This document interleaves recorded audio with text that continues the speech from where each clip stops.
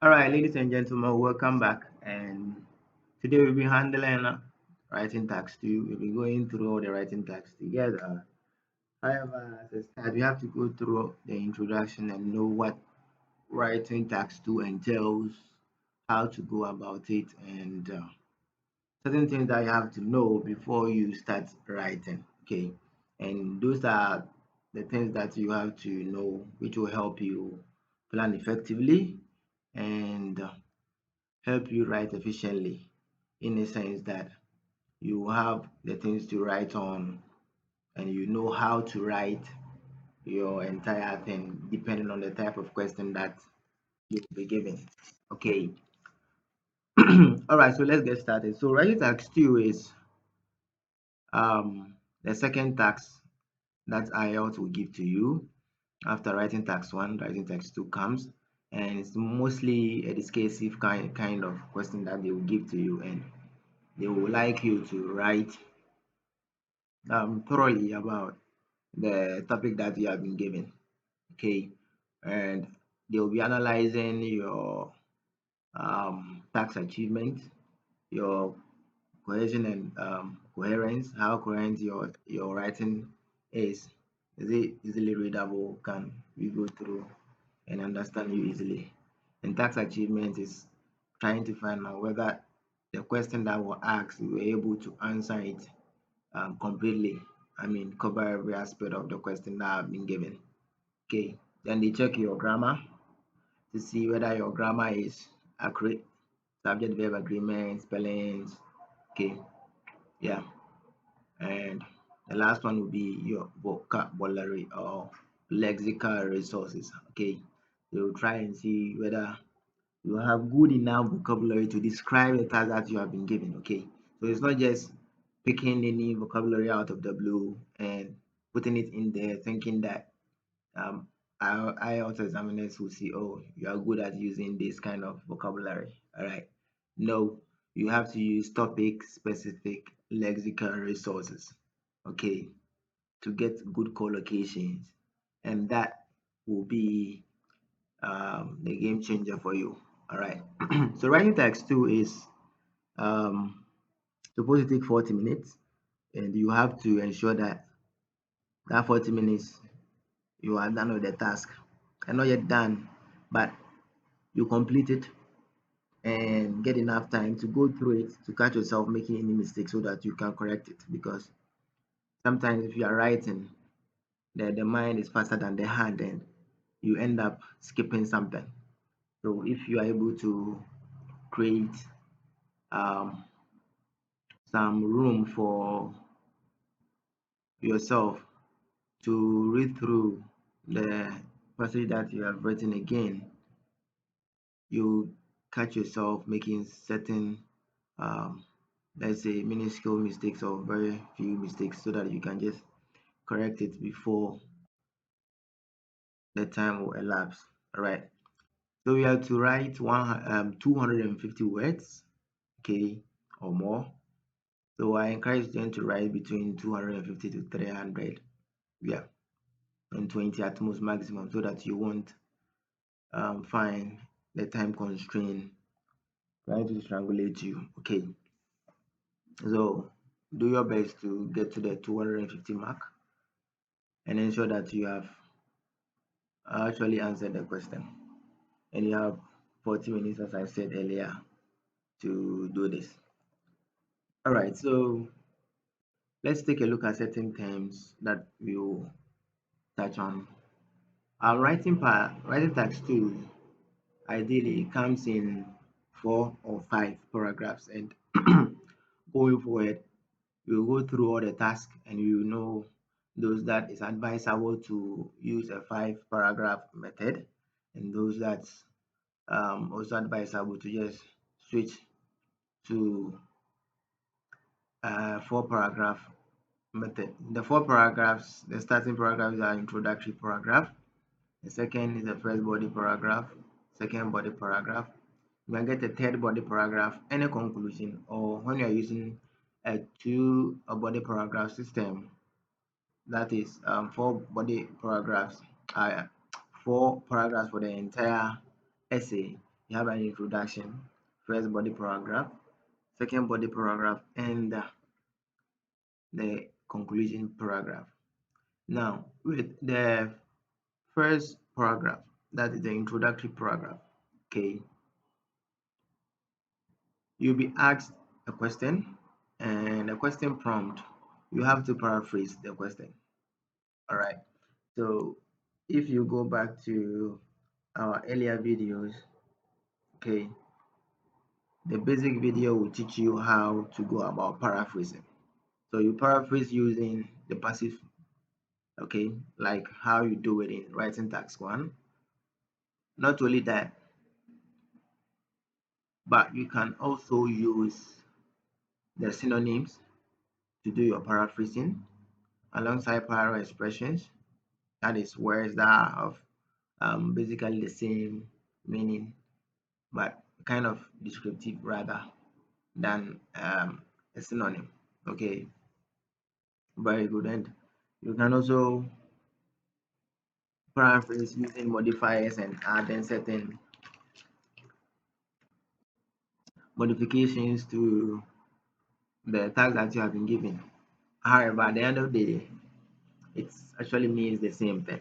Okay, so kindly check out the basic video to help you paraphrase more effectively. Now, the second term that we have to know is our thesis statement. Now, what is this thesis statement? The thesis statement is actually your position or your stance on the task that you have been given. Okay, so you have been given a task and the task is demanding your position or your opinion. You have to state your opinion, make it clear. Okay, I would love to see you make your intentions clear. That within your introduction, you are saying that you will be talking about or you agree with A. So going forward, we expect you to go ahead and give us reasons, okay, as to why you agree with A. And that's the only thing that you do within your write-up. If you disagree with A, fine. What are the things that you use as your point in order to disagree and support it throughout your write-up? Okay, so your thesis statement is your direct answer. Okay, that's your direct answer to the question which demands your stance on the matter. So whatever the matter is, go ahead, go straight to the point and say whether you disagree, you agree, or yeah, just be specific, or you partially agree if you want to be in the middle. Okay, now one thing that you have to know is mostly this statement is just one sentence and it addresses what you call the micro keywords within the question. What are the macro keywords? We will go for it and I will explain to you further what micro keywords are. Okay, so yes, hang in there for it. Now we have the outline statement. Okay, the outline statement is a statement which could be just a simple sentence or it could be a clause within a sentence that informs the reader what you will present within the paragraphs that you'll be writing. So you said that you agree with A, okay? You agree with A. So the outline statement is an independent sentence or a clause, and it will inform the reader that, okay, you said you agree with A. What are the reasons? Maybe reason one, reason two. Okay, reason one is dot dot dot, reason two is dot dot dot. Just stating the point that you talk about within your introductory paragraph. So all these will be within your introduction. So your introduction should comprise of three things or two things. Now, if I say three things, it means one, the paraphrase of the question, 2, your thesis statement, and 3, your outline statement. Those are the three things that's supposed to be within your introductory paragraph. Okay, your introductory paragraph should contain these three. Now, there are certain circumstances where it will end up taking two. Okay, and those are the points where the question doesn't demand your opinion, whether you agree, whether you don't agree, whether you have an opinion or whatever. The question does not demand it, so you end up having a 2 point kind of introduction where you paraphrase the question and you proceed and write your outline statement. Okay, so going forward, we look at those that will contain these three paraphrase, thesis statement, and outline statement. And you look at those that will contain two. Okay, that's when we start looking at the specific kind of questions that we can be given on the IELTS and how to address them and the approach and the structure of how to write these kind of tasks. Okay, all right. So your outline statement should state what you're about to discuss in the paragraphs. So you can say in the four coming paragraphs, I discuss A and B to support those the stance that you chose within your thesis statement or your direct answer to the question. Okay, all right. So let's proceed. So these are the essay types, and we call them the action words. So as part of the question, we call something action words. The action words will help you determine which type of essay you have to write. All right, which type of essay you got to write. Okay, so these over here are the action words, and mostly the question will be there, and next to the question you will see, do you agree or disagree? That's the action word. It's asking you. Okay, it's just giving you the task, whether it's an agree or disagree kind of essay. To what extent do you agree? Okay, and what is your opinion? All these are opinion-based essays. Okay, your opinion-based essay. They are just demanding your opinion, whether you agree with it or otherwise. Okay, and the second one is asking you to what extent you agree. And hopefully you'll be going through these one after the other. These opinion essays. Okay, we're going through them one after the other. You will know how to write them, and we have examples um, alongside so that we know that whenever we are given such a task, this is how we're supposed to write it. These are the ingredients that we need. This is the structure that we have to utilize in order to get the best out of the question. Okay, and whenever you are writing, make sure that you always make things easy for yourself, because if you end up going to pick certain points that will end up being challenging and you don't have much to write on it, you're going to find yourself wanting. And at a point within the exam when your adrenaline is flying high, you don't want to compromise and condescend on your abilities, okay, by putting so much pressure on yourself, and you end up messing up. Okay, so just be cool with yourself and you go for the most easy kind of points that you can ever get. You develop your essay, and what I was looking out for is your ability to write effectively and defend whatever that you have written in chronological manner alongside correct spellings and good grammar, good flow. You are done. All right. Okay, so these are the action words. These are the action words, and these action words will notify you whether you are writing an opinion essay. The second is a positive or negative opinion essay. These are essays that will ask you, do you think this is what positive or negative? And to what extent is this positive or negative development? Okay, so these are what? The positive negative opinion essays, all right? And we have the two-sided opinion where They'll give you, they mostly come and those questions are quite bulky. Some people says XYZ, and other people also think this and this and that. They can go, what is your opinion? Just like that. I can ask you this question and you have to write on it. So you go through it and you know how to write these kind of questions. There are also these question types, they are quite uncommon. Advantage and disadvantage plus your opinion, where the question will ask you, this will be your action word. The action words will be discuss the advantages and disadvantages and give your own opinion. I can do this to you. Okay, where they will give you a task and they will ask you, okay, what are the advantages? You discuss them. What are the disadvantages? You discuss them, and they will ask you for your own opinion. And these kind of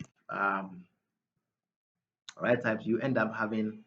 It's mostly recommended that you use three body paragraphs. Okay, where you discuss your advantage in one paragraph, disadvantage in another paragraph, and you feel free to write your own opinion in the final body paragraph. Okay, then you come to in conclusion.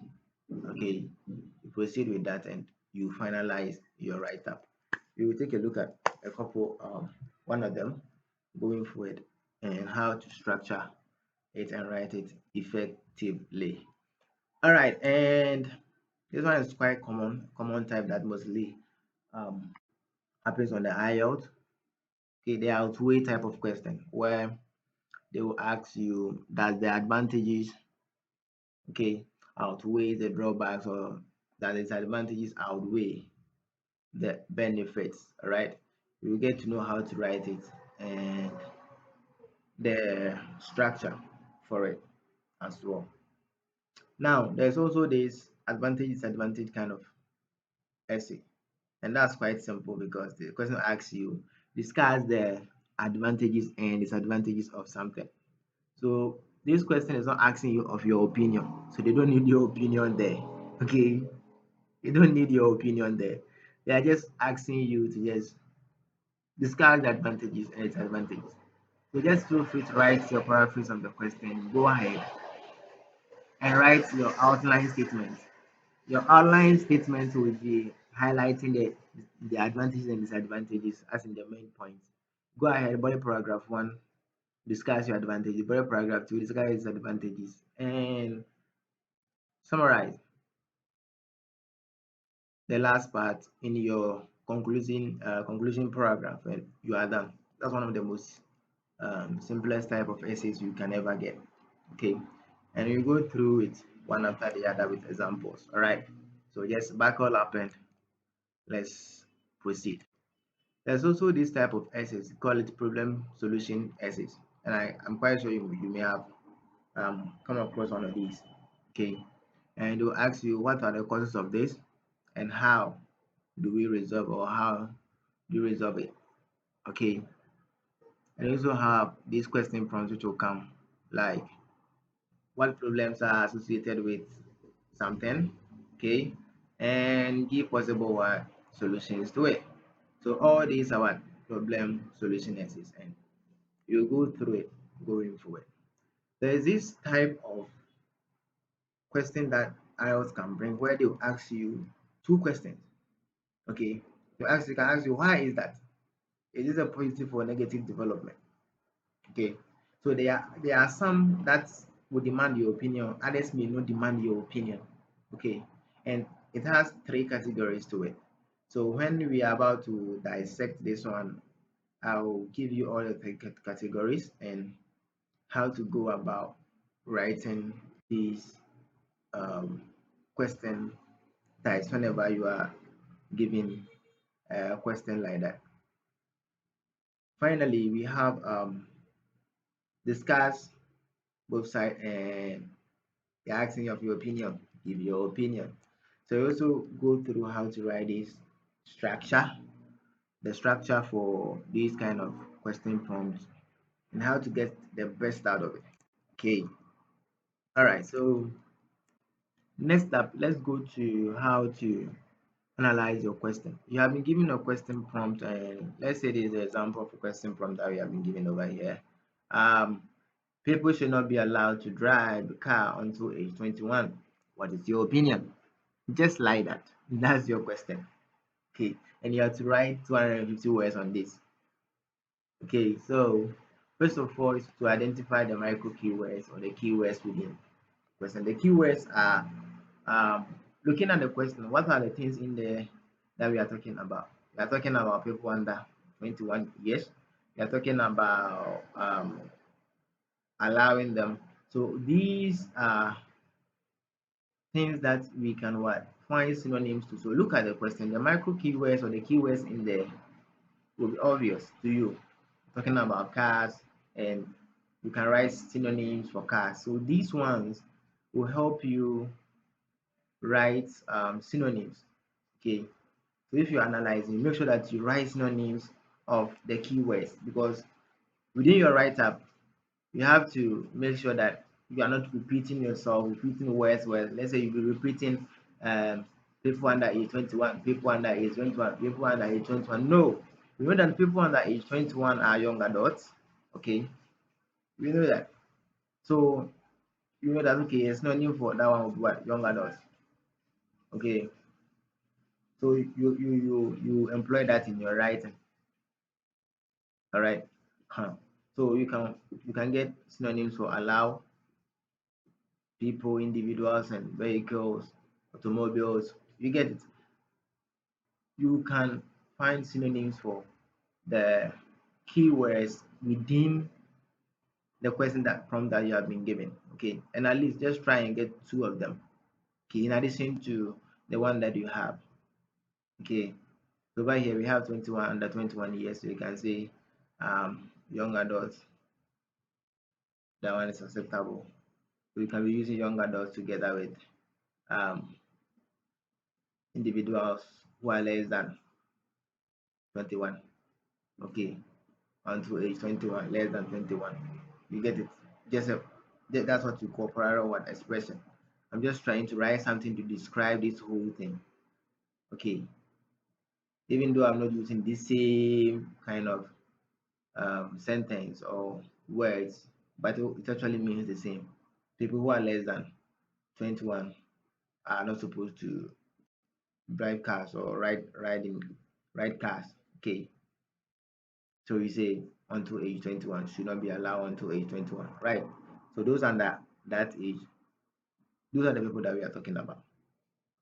Good. So the analyzing the keywords will help you tease out what we call synonyms. Okay, and these synonyms, that's what you're going to use within your write-up all along, so that you don't keep repeating yourself, repeating words after words. Okay, and that will make your write-up redundant and not interesting. All right, now after writing down your synonyms and parallel expression, what do? You now look at the action words or the instruction words. So the action words are those that we have been given. Okay. Now when you say, okay, discuss both views and give your opinion, so that you know that, okay, this is the task I'm going to do. I'm going to discuss both views and give my opinion. All right, over here we were asked to what? What is your opinion? So they are demanding our opinion on it. So we just state our opinion. And since it's supposed to be uh, a two-body paragraph, you know that we can just give two opinions. Okay, and with those opinions we will do what? We will deliberate on it in one in body paragraph, one where we explain plenty. Okay, add examples to back it, relevant examples, not any example please. Okay, then we do same in the body paragraph too, and we write our conclusion by summarizing what we wrote on, just reinstating our point. And if you want to give your thought on it, you can, but if you don't, trust me, writing that structure effectively will get you the 7 that you are seeking for. All right, now the action words will help us know what the structure, all right, of the essay. Then from the essay, if we are asked to take a stance, well, we take our stance that, okay, our opinion is that those people under 20 should not be allowed to drive. Why? If you agree that they shouldn't be we shouldn't allow them to drive, Give us two reasons. Okay, so those people are immature. So you have to find um, explanation for the immaturity. Okay, alongside examples to back it. Okay, examples to back it. Now you can say that those who are less than age 21 are prone to engage in, let's say, risky behaviors. All right, risky behaviors. So, if so, what are your your explanations for it, and what are your examples to what to back it up? All right. So, your thesis statement states that your opinion is they should not be allowed to drive until after age 21, and your outline statement is what. So you dot points for your outline. Your outline statement is just what are just immature and prone to engage in risky behavior. Okay, so basically, you are just done with your introduction.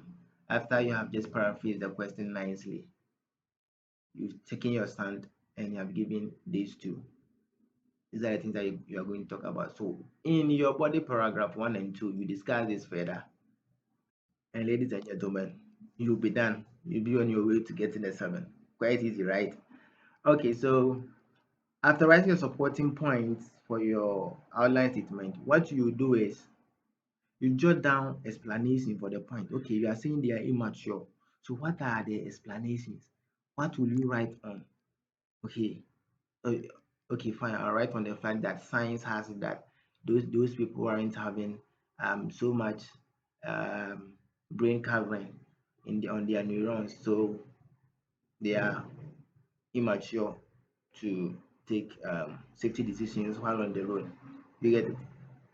So that's what you're going to elucidate on. And you have to find examples to back it, okay, if you are using that. And that will be it. Just start your write up and you keep it going.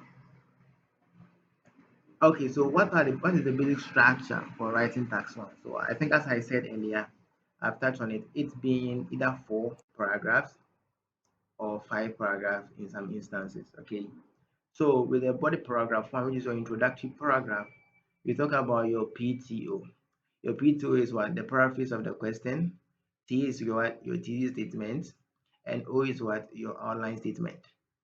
Okay, and that will make up your what? Your introduction nicely.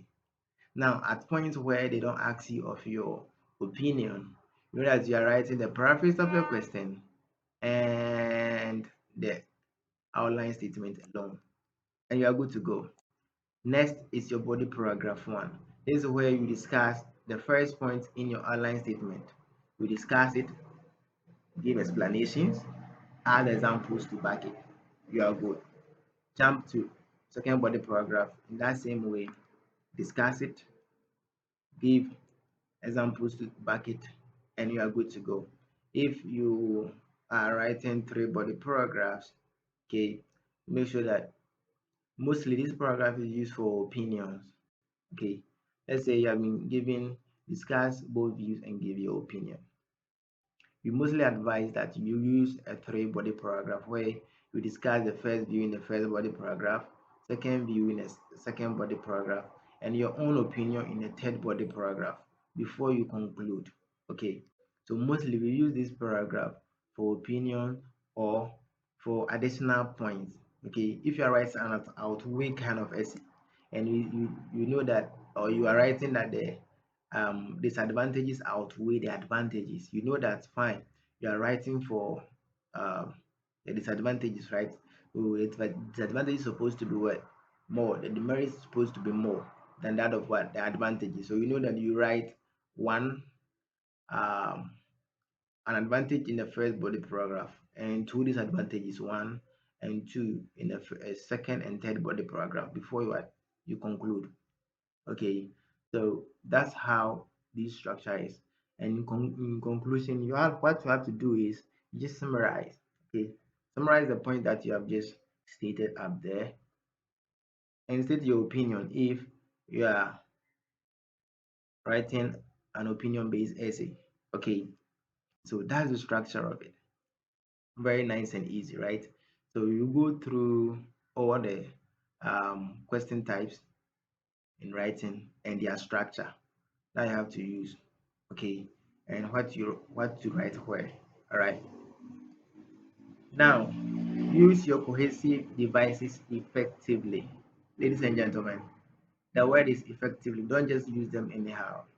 Your however, those coordinating conjunctions, okay, they are all cohesive devices. However, therefore, meanwhile, consequently, for example, for instance, okay, moreover, as a result, typically also, in conclusion, on the one hand, on the other hand, furthermore, more so, nonetheless, nevertheless, okay, this notwithstanding, all right, all these are what cohesive devices that you have to utilize and you have to use them appropriately. You don't just throw them in anyhow. You know that if you are expressing contracts, you are stating a contract statement from the first one that you use, and you are using however, there, you are good. You are using it effectively and it's correct. And that one will boost your mark. It shows that yeah, you know how to use it. All right. If you are writing discuss and you want to write on the other hand, fine, you are good to go. If you're adding more information, you are using furthermore, you are using more so. Okay. If you want to contrast and use nonetheless or nevertheless, you are good to go. And with the conclusion paragraph, please use your conclusion. You're good. Okay. Be on a safer side, just using conclusion is acceptable. And it will give you your 7. Okay, because that's what I used to get a 7. And I had 7 myself. Okay. So feel free to use it. Now, one thing is don't throw them in anyhow, so don't overuse them. Don't overuse them. You'll be writing and the cohesive devices are just it seems every single sentence there's a cohesive device in there. Please, that's not how you write. That's not how you speak. Okay. So make sure that your writing is when the reader is reading it, it resembles how you speak on a normal day. Okay. And the second one is don't use them mechanically. If you look at your um, writing score, how your writing is scored, the cohesion, the cohesive and cohesion part. If you go and you check out point band 6, you will see use cohesive device mechanically in there. Mechanically means from your write-up, all the cohesive devices that you are using are in front of the sentence. Let's say you start, on the other hand, you write full stop. Furthermore, you write full stop. However, the sentence comes. So this is what we call is mechanical. The other ways where you can utilize these kind of cohesive devices within the sentences, that it will not essentially be in front of the sentence. Meanwhile, they will just mean the same thing. And that shows the examiner that you have range. Okay, you can vary the use of your cohesive devices. Even if you use it once in there, it shows that you know how to do it. But if you decide not to show it and everything is right in front, the examiner will assume that you don't know how to use this cohesive device within your sentence or probably at the end of the sentence. And you're always, for example, then this one will come. Meanwhile, you can write something, something, something, comma, for example, comma, then you proceed. And going forward, there's the tags that I will show you alongside those write-ups. You will see how these cohesive devices are used within, some are in front and others within the sentences. Okay, and now we'll prevent this mechanical error or using cohesive device mechanically, and to automatically jump you from 6 to what 7 when it comes to your cohesive and cohesion part. You just jump you just like that. It will even jump you even more than the 7, because if you are using 1, 2, or 3 times, Charlie, you are actually showing the examiner that you have that range. Right, so this is our last um, slide for today. You have to ensure that you make time to reread what you have written. As I said at the beginning of the video, you sometimes your brain will move faster than your hand, and you might be thinking that, oh, I wrote this, nonetheless you didn't. Okay, so just make room. If out of the 40 minutes that you use to practice, ensure that at least your planning takes, let's say, 5 minutes, then your write up will take another 30 minutes. All right, and if you are even writing at even 10 words per 1 minute, a whole 60 seconds, you just write only 10 words from it. Okay, you can write like within 30 minutes, that means you are writing 300 words, which far exceeds the 250 that you have been asked to write. Okay, I'm just being mathematical with this one. However, during your exams, tension is there, and you might not be able to do. However, if you practice with intensity on your timing, you can get it done within the 30 minutes. So far as you have a good plan set out, if you are writing, it doesn't become challenging. Trust me. I'm saying this because I am someone who got out from the exam hall to urinate, came back, and I had 57 minutes more. And because I was writing using a computer, okay, when the time is up, this computer will just go off. We don't have any other thing to um, add. And trust me, I was able to type out my tax one, complete it, start my tax two, and funny enough, the question that I was supposed to answer, the plan that I had, I deviated. Now, upon realizing that, I decided to write everything straight from my head per the question that I had been given. And God being so good, I was able to finish about 3 minutes more to the stoppage time. And I read through. Okay. So I'm encouraging you to practice more with the write-ups. Whenever you go through the structures, just know your structure and know what you are writing. And you can get it done in that 30 minutes. And you have 5 more minutes to review your write-up and correct yourself. Okay.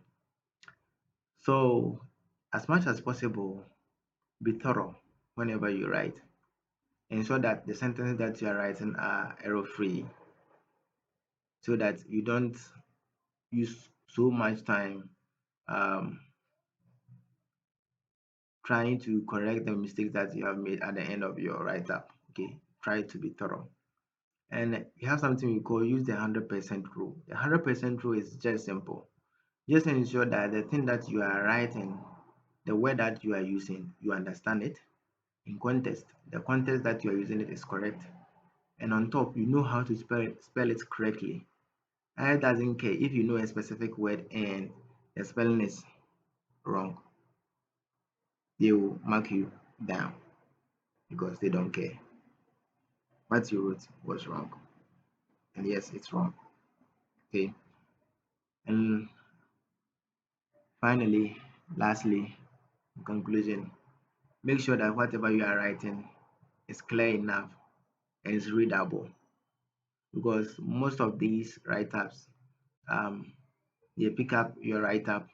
If you don't use a computer and you write it, they scan it and they try as much as possible to use software algorithms to convert it into um, normal text on computers, and then they use the computers to help them mark it faster. So if your write-up is not illegible, it makes their work difficult and probably it may affect your scoring. All right.